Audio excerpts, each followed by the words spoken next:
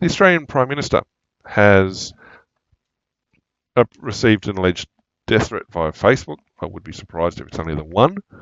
It's the sort of thing that I'd expect, well, politicians to get routinely.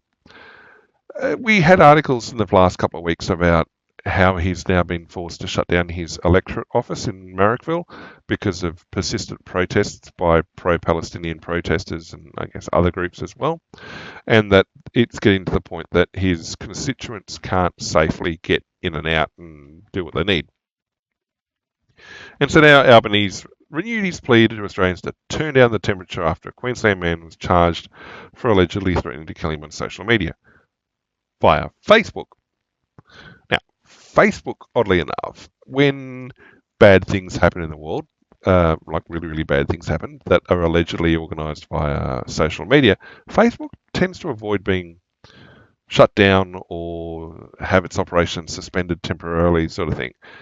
When the Christchurch mosque shooting took place, people in the aftermath banned 4chan from being visible at various places and stuff. The thing was, 4chan didn't have necessarily advance notice of what was going on, or the boards in 4chan didn't have advance notice. They prevented the attacker from live streaming on 4chan.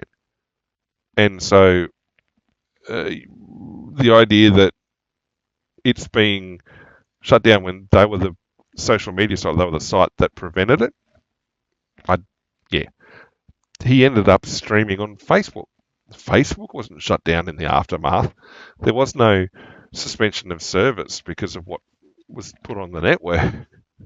No, they went after an unrelated site because they don't like the sort of content that appears on 4chan.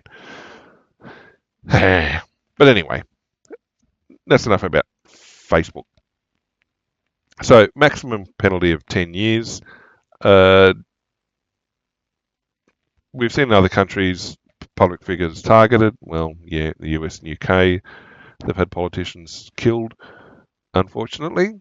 And Australia just doesn't have it. We've had the occasional political type assassination, but not really of politicians.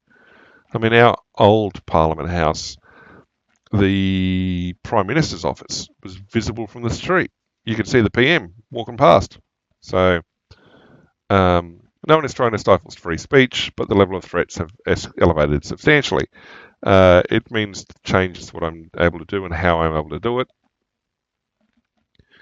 People are being radicalised for increasingly complex reasons. That's an excuse. Threats against the PM were substantial.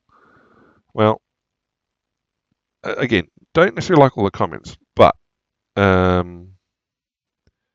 yeah, threats, not necessarily Australian.